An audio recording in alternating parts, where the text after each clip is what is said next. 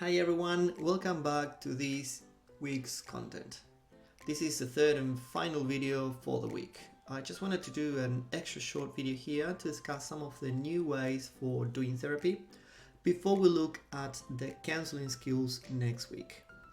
We will expand on this idea of virtual care in the last week, in week 12, but I wanted to do a short video here so when we talk about counseling skills from next week on, we can then imagine how those counseling skills would be applied in face-to-face or in virtual and telehealth settings.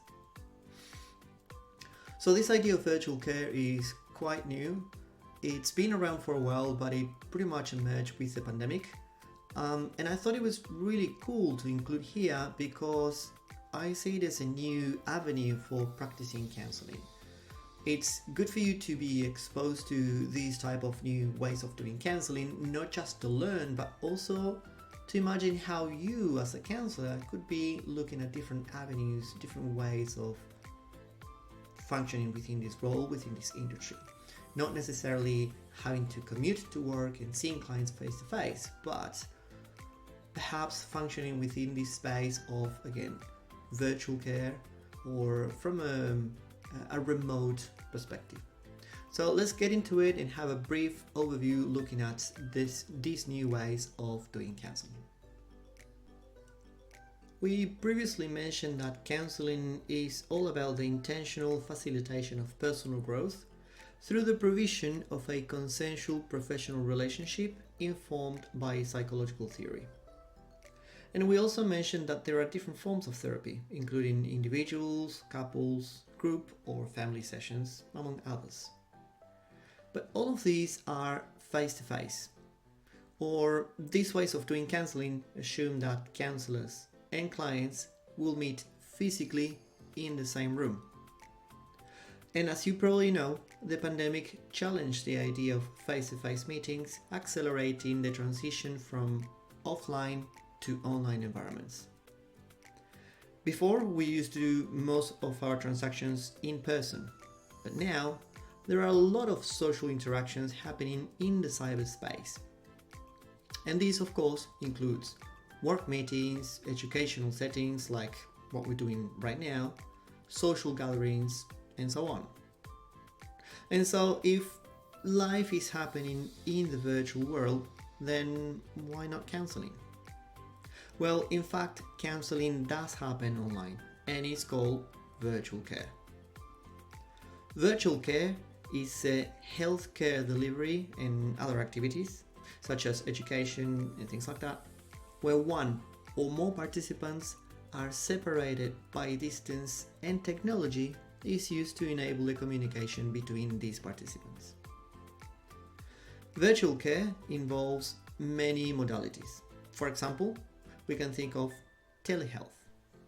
Telehealth is when people consult a healthcare provider by phone or a video call.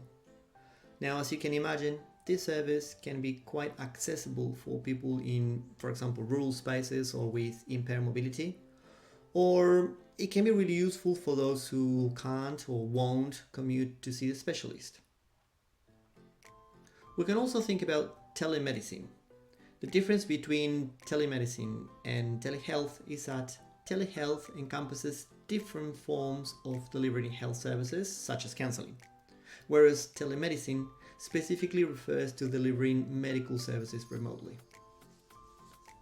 Another option we can think of is tele-education. This is pretty much what we're doing here because we're delivering content via online platforms that can be accessed at your own time and your own space. Now, a very interesting approach is teletherapy, and this involves doing counseling remotely. But this doesn't only mean the opportunity to have one-on-one sessions with a counselor via technology platforms. So for example, if you were to meet via MS Teams or via Zoom with a counselor, that would be teletherapy. But it allows to do many more things. So teletherapy could be also asynchronous. And this means accessing counseling materials and doing online modules to help us deal with a specific issue without necessarily seeing a counselor in one-on-one sessions. Issues that we could be addressing within this modality Could be, for example, anxiety, depression, trauma, and a range of other things. So again, these e-modules can include the guidance of a counselor or not. For example, here is a website called 𝓃𝒶𝑜𝓈, where a range of therapeutic programs are available to work through different issues. Again, the benefit of this program is that clients can do the modules or the content at their own pace and in their own time, and more importantly, in the comfort of their own homes. Of course, the downside is that they will miss out on the counselor-client connection that we've been talking about. And depending on the school of thought that you adhere to, this idea of the counselor-client connection is perhaps the most important aspect, or at least the most effective aspect of counseling. And finally, we should mention telementoring. I call this a proactive approach because it's all about educating individuals to prevent mental health issues. So, taking action before the problems come to the surface. Alternatively, a reactive approach would be, for example, counseling, because people come to see us, counselors, once a problem has been identified. So again, proactive is doing something before it happens, proactively. But reactively, counseling is once the problems emerge or arise, then we take action. Now, keep in mind that this short video is just a quick overview of the different ways of doing counseling. We will talk more about this in a few weeks, and specifically in week 12, but I just wanted to quickly introduce this topic right now. So when we talk about and we imagine how the basic counseling skills are applied and we start looking at case scenarios and things like that, we can think about how they would be applied in virtual environments. Because my perception is that counseling is moving more and more towards using technology and towards working remotely and towards new modalities, making it more affordable and accessible for a range of clients. So I think that is why it's really important for you to at least be aware and cognizant of these type of new modalities in counseling. And now that maybe you have a better idea of the different types of counseling schools and psychological school of thoughts and the different modalities that you could be looking at when you think about counseling, here's a question for you. Which type of counselor do you see yourself as? And I know this is a question that I'm throwing to you quite early, but it's good to start thinking about these kind of things. Thinking, how would you position yourself within the counseling space? Do you see yourself as learning one specific approach and trying to implement it across different clients and different contexts?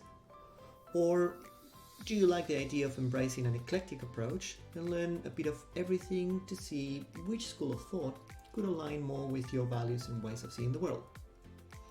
I will leave these questions with you for now. Remember that in coming weeks we will talk more about the different ways of doing counseling, and maybe these questions could be answered a bit better once we discuss these ideas. And with that, we conclude this week's content. Be sure to check the links and relevant information on the tutorial section of Canvas to expand your knowledge on these topics, and I put also a few links about this e-learning modules and telementoring and all this new cool and interesting stuff. So perhaps you want to go in this week and check all these interesting links to start learning a bit more about all this idea of virtual care. I hope you found this content useful, and we'll see you next week.